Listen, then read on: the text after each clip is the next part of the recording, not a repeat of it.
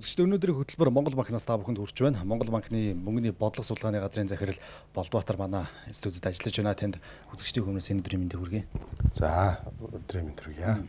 Тэгэхээр 2013 онд бол за хэрэглээнээс нөгөө нэг хоримтлалтай хэлбэр рүү шилжчихээр Монгол банк хүчтэй оролцлоод тухайлах юм бол орон сууцны одоо зээл дээр за 8% орон сууцны зээл яг хичнээн хэрэгэнд хүрч чадсан бэ. Энэ дээр бас одоо нэгтгэгсэн 2013 оны ерөнхий дүнг танилцуулбал. Ер нь иргэдийн хуримтлал одоо бид нар иргэдийн хөрөнгөж байгаа хэмжээ бол нэг талаас санхүүгийн хөрөнгө одоо банкны хадгаламжч байдаг юм уу. За нөгөө талаас удаан хэдэлгээтэй бараач байдаг юм уу. За ер нь үл хөдлөх хөрөнгө бол бас иргэдийн хөрөнгийн их том одоо жинг дарж ирдэг. За ялангуяа дунд давхаргын иргэдийн хувьд бол орон сууц үл хөдлөх хөрөнгө газар бол дэлхийн нийтээрээ хөрөнгийнх нь одоо дийлэнх хувийг эзэлж байдаг юм аа. Тэгэхээр энэ агуулгаараа иргэдийг одоо энэ дунд давхаргыг дэмжих, иргэдийн хоримтлалыг тэтгэх бодлоготой бол энэ 8% орон сууцны ипотекийн зээлийн хөтөлбөрийг зүүрлж энэтэй холбоотой болгож одоо ингэж тайлбарлаад байгаагийн агуулга байгаа юм. За энэ утгаараа ч гэсэн манай иргэд бол одоо өөрийнхөө ирээдүйн орлогыг өнөөдөр хэрэглэж, за өөрийнхөө өнөөдрийнхөө орлогоос энэ ирээдүйн байж байгаа хөрөнгөө багаагаар худалдаж авч байгаа энэ орон сууцны ипотекийн зээлийн тогтолцоо маань аргагүй л манай дунд түвшний иргэд за монголчуудыг бол бас илүү их хөрөнгөтэй болгож байгаа, хоримтлал бий болгож байгаа ийм хөтөлбөрөө. За энд бол өмнө нь орон сууцны ипотекийн зээлтэй байсан 16900 иргэн 16889 иргэн хамрагдаж одоо шинэ хөтөлбөрт шилжсэн байна. Шинээр энэ хөтөлбөрт бол 13215 иргэн одоо нэгдэж оржээ. За яагаад гэвэл зэрэг энэ зах зээлийн хүүнээс доогуур хүүтэй ийм хөтөлбөр хэрэгжихлээр зэрэг иргэдийн одоо худалдаа авах чадвар одоо энэ хамрагдах боломж маань өргөн хүрээтэй нэмэгдэж ирсэн ийм нэг боломж гарсан учраас ингэж иргэдийн тоосч байгаа. За дээрэс нь бол өмнө нь банкуд голчлон одоо шинээр баригдаж байгаа орон сууцыг худалдаж авахд илүү их анхаардаг байсан. За энэ удаагийн хөтөлбөрт бол бас өмнө нь ашиглалтанд орсон одоо бидний ярьдаг өмнөх системийн үед баригдсан угсрал байшингууд хүртэл хамрагдах ийм боломж нь өргөн нээлттэй байсан учраас иргэдэд бол энэ боломж их өндөртэй байсан гэж ингэж үзэж байна.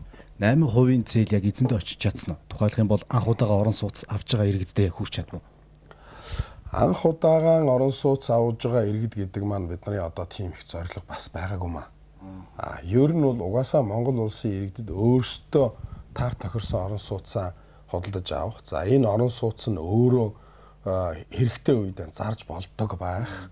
За тэгээд энэ нь бол бас тодорхой хэмжээний банкны барьцаа болгох чадвартай байх, үн өртгөө алдахгүй байх энэ төргээд ийм олон зүйлүүдийг бид нар энд тооцож орж ийсэн. Одоо жишээ энгийнээр авч ярихад одоо хорооллын 3 өрөөнд амьдарч байгаа хүн нэлээд гайгүй дөнгөр байранд шилжиж орж сууя гэх юм бол нөгөө 3 өрөөг зарж чадахгүй бол тэр шилжих юм нь бол бас боломжгүй болох жишээтэй.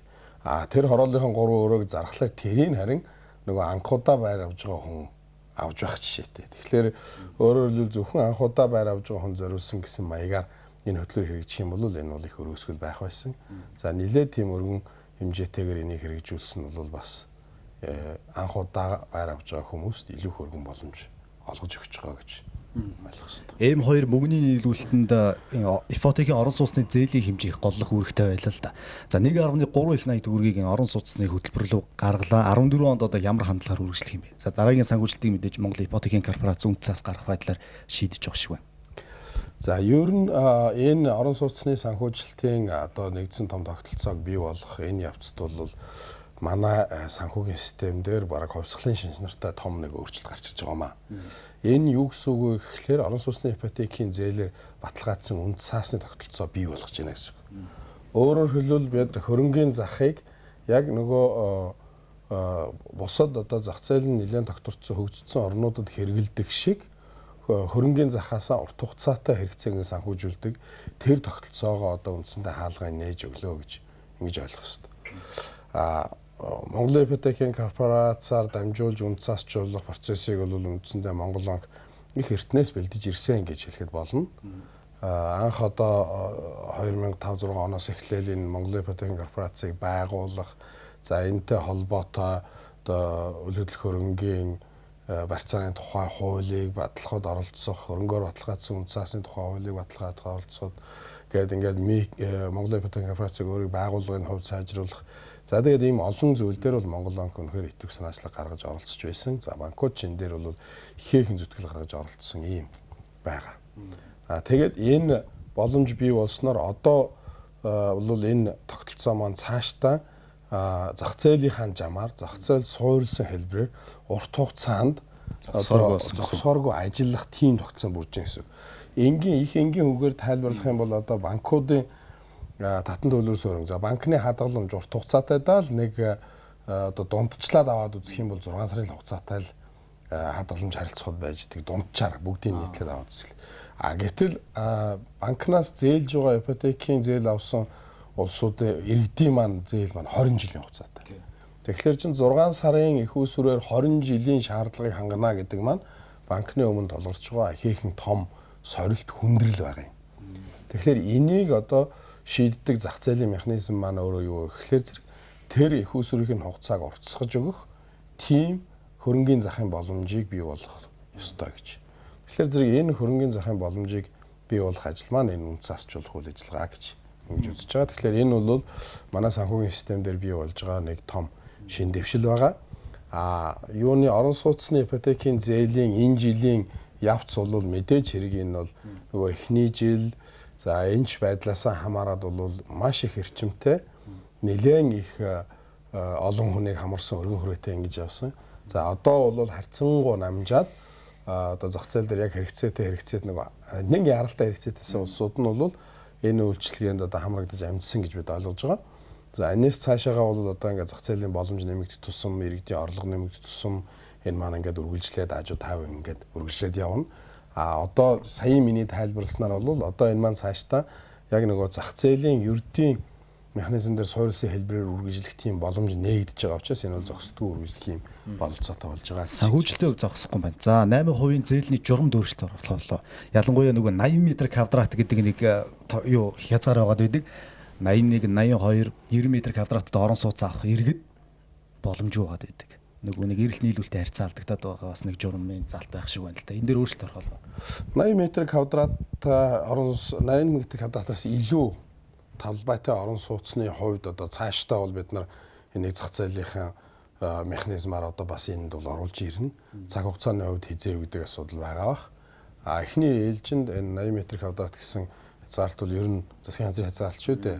Засгийн газраас л эхний ээлжинд одоо баг дунд орлоготой иргэдийг л аль болохоор өргөн хамруулах, тэр болцоо олгох, тэр орлого нь хангалттай болцоотой одоо том талбайтай орон сууц авж байгаа иргэд бол төр хүлээжээ гэсэн ийм л зохицуулалт. Тэгэхээр энэ зохицуулалт маань одоо засгийн газрынхаа хэмжээнд шийдвэрлэгдээд одоо болжээ гэж үзээд яаман засгийн газрын энийг өөрчлөө шийдэх юм бол бидэнд бол энэ дээр их тийм за яагаад байх зүйл байхгүй. Банкнд бол үндсэндээ нь бол ялгаагүй зүйл байж байгаа.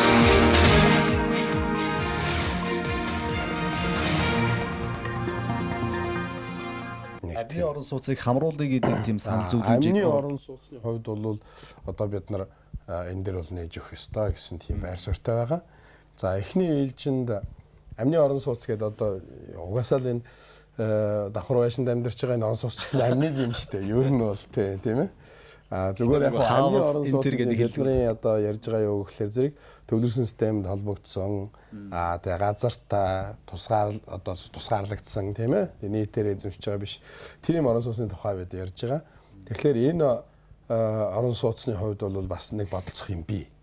Юу гэхээр зэрэг энэ маань банкны зээлийн барьцаа болж чадах хэмжээний чанартай нийтийн тэр одоо цэвэр бохир усны тиймд холбогдсон байх шаардлагууд бас гарч ирж байгаа. Тэгэхгүй одоо зөвхөн хувь хүний өөрөө барьсан харьцангуй одоо чанарыг нь баталгаажуулах боломжгүй ийм сууцны хувьд бол бас жоохон төвхтэй байж байгаа. Тэгэхээр эхний ээлжинд бол одоо яг одоогор энэ манай шийдэх асуудал бол харьцангуй биш. Тийм энэ засгийн газрын тэр хөтөлбөрийн хүрээнд бас яригдах ёстой зүйл байна. Миний ойлгож байгаагаар эхний ээлжинд хөдөө орон нутагт байж байгаа ийм газартай төлөрсөн тогтолцоонд холбогдсон тэгээ банкны барьцаа болох үед тэгээд өртөг үнийн хувьд бол нэлээд гайгүй сайн өөрөө өөртөө хадгалах чадвартай яг хөрөнгө гэдэг утгаараа өртөг хадгалах чадвар маань өөрөө чухал шүү дээ. Яг ийм нөхцөлийг хангасан одоо орон нутгийн иргэдийн энэ суудсыг ихний ээлжинд хамруулах юм а гэсэн ийм ойлголт байна. Өнгөрсөн онд орон сууцны метр квадратын дундчаар 20 гаруй хувиар өслөө л дөө. Тэгэхээр 14 онд нөгөө нийлүүлэлтийг дэмжих хөтөлбөрийн үр дүн яаж харагдах вэ? 14 онд одоо яг хичнээн хэмжээний метр квадрат нийлүүлэлтэнд эргэж орох гэдэг бол барилгын яамнаас та нар илүү нарийн тодруулчих байх. За ямар ч тач гэсэн барилгын үйлдвэрлэлийн салбарыг одоо та бүхэн үндэсний статистикийн хорооны мэдээс авах юм бол 175% өссөн гэдэг ингээд том үзүүлэлтүүд байж байгаа. Энэ бол нэлээд том дөрвтэй үзүүлэлт мөө. Юуны орон сууцны нийт үнийн өсөлтөнд бол нэлээд бас их том нөлөө үзүүлсэн зүйл бол энэ бас нөгөө шинээр биш өмнө нь баригдчихсан 70-80-ад оны үед баригдсан орон сууцуудыг ипотекийн зээлд хамруулах боломж их нэмэгдснээс болж эдгээр орон сууцны үн нөгөө олон жилийн турш өсөлтгүй байж исэн үн сөрхий зах зээлийнхаа төвшөнд хүртлэн дагаж арчсан учраас жоохон огцом өсөлт гарсны үнэн байж байгаа. Зарим талаар хүмүүс шүүмжил байх шиг байна. Нөгөө 80-аас дээш квадрат авах хөрөнгийн боломжтой улсууд 80 м квадрат юм уу тэрэнд ойрхоныг нь ирж аваад байгаа учраас тэр үн өсгöd байна. Тий. Ийм шүүмжил байх гарч байна. Гэхдээ надад бол яг ийм тодорхой мэдээлэл бол алга. Гэхдээ тэрийг бол үүсэх боломжгүй юм байж байгаа гэж болцсгүй зүйл юм аа. Юуны орон сууцны үн бол би одоо ядаж одоо банкны хүнээс ч юм уу өндөр хэмжээтэйгээр өссөн байхад бол гайхах зүйлгүй.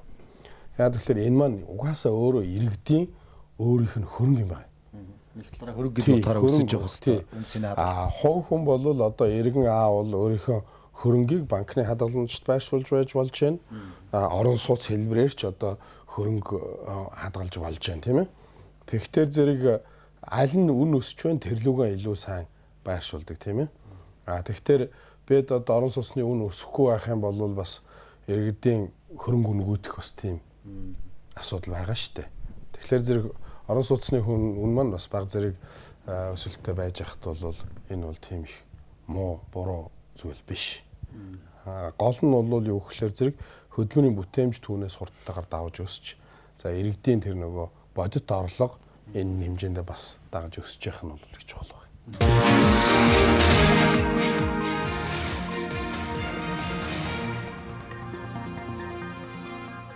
Моргижээс өөр нэг зүйлийг асуухад за банкуудын жингэсэн дундаж хүү 3 орчим хувиар буурсан байна л да өнгөрсөн. Тэгэхээр та бүхний нөгөө зорж байгаа хүүг бууруулахын бодлого одоо бүх цаг үеийн одоо хангалттай түвшинд буурсан гэж харж байна уу? Ялангуяа нөгөө хадгаламж, зээлийн хэмжээний хоорондын харьцаа зөрүү. Манай банкны системийн одоо харилцах хадгаламжийн дундаж хүүнээс зээлийн хүн давж байгаа тэр хоорондын зөрүүний хувьд бол нэлээд сайн нарийсан.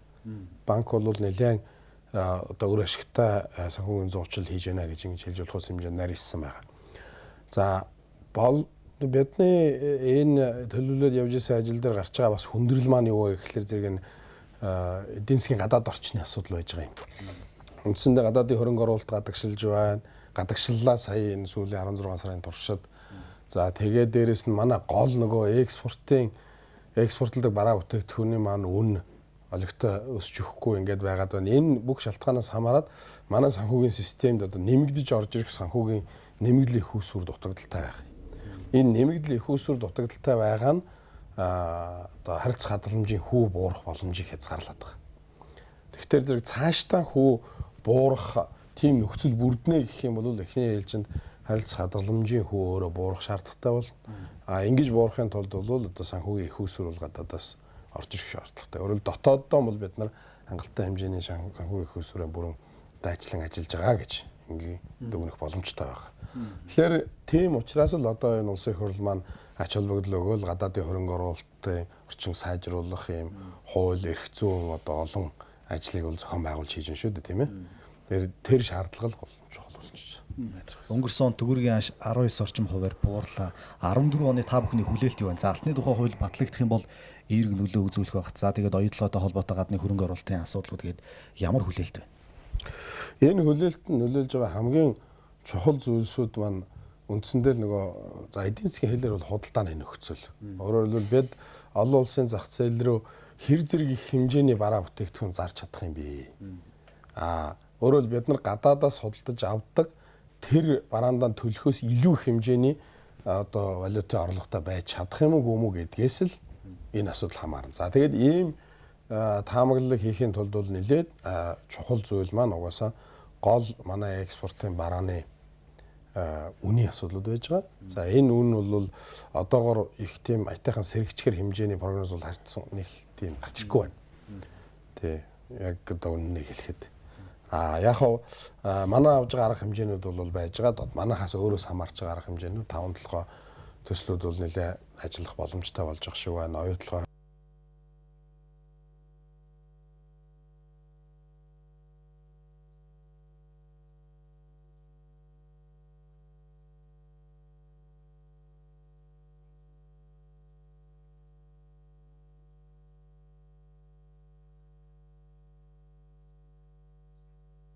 заавал уул уурхай дагсан дан биш.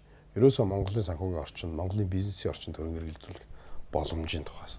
Энэ маань гадаадын хөрөнгө оруулалтын хууль, за тэгээд дээрээс нь засгийн газрын их ойлгомжтой, тогтвортой, урт хугацаанд одоо хүн таамаглаж, төлөвлөж болох үс тийм бодлогын орчин гэдэг ийм олон зүйлийг шаардах юм аа.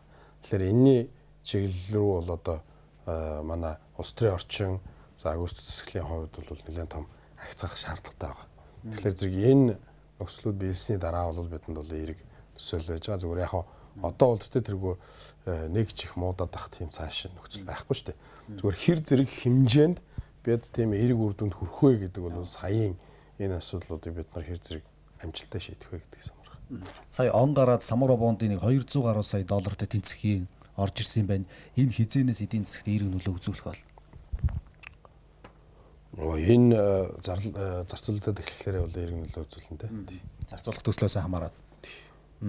Тэгэхээр 2014 онд бас зах зээл эдийн засагчид харахтаа бол эхний хагас жилийн нэг тийм таата харахгүй байна л да. Төв банкнаас 14 онд энэ эдийн засгаа бас оролцохдоо ямар байдлаар бас бодлогоо эерэг хандлагаар одоо оролцож явах гэж байна. Хамаагүй бас ингээд нөгөө эдийн засагт хүлээлт гэдэг зүйл байдаг болохоор ялангуяа эдийн засгаар дагнаж бичиж байгаа сэтгүүлчид та бүхний учир мэдэх хүмүүсийн дургу хүрэхээр янз бүрийн мэдээлэл гаргадаг л да. Тэгэхээр хэвлэл мэдээлэлтэй жишээ нь одоо мөнгөний бодлого судалгааны газар ямар байдлаар хамтарч ажиллах гэж байна.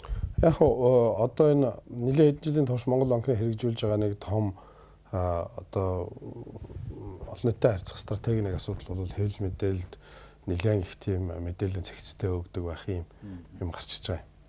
Тийм учраас манай олон нийтэд харьцах тогтолцоо бол нэлээд бэхжсэн. За бидний хувьд бол мөнгөний бодлогын одоо зорж байгаа үр дүнгуудын аль болохоор олон нийтэд зөв тайлбарлах тийм одоо стратеги одоо зорилт баримталж ажилладаг. Гэхдээ энэ тийм амар биш л дээ. Өөрөө нэг талаас өөрөө хоорондоо их тийм орооцолдсон, энээсээ хамаарсан гэсэн тийм төвөгтэй хэллэгээр хэлэгддэг тийм зүйл байждаг.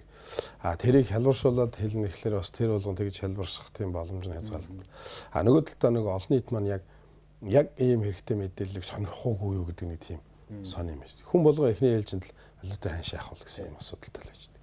Гэтэл валютын ханш яах вэ гэхээсээ илүү уул нь иргэд маань ханш бол тэтгэрэг хөдөлж байна. Харин энийг яаж би өөрийнхөө амьдралд, өөрийнхөө хөрөнгөнд одоо хохирол багтаа байлгах вэ гэдэг талаар одоо хүмүүсээс зөвлөгөө авах шаардлагатай байж болох юм. Валютын ханшин дээрээс ашиг олох гэж оролдож байгаа хувийн иргэдүүд бол бас төвхтэй шүү дээ энэ чинь.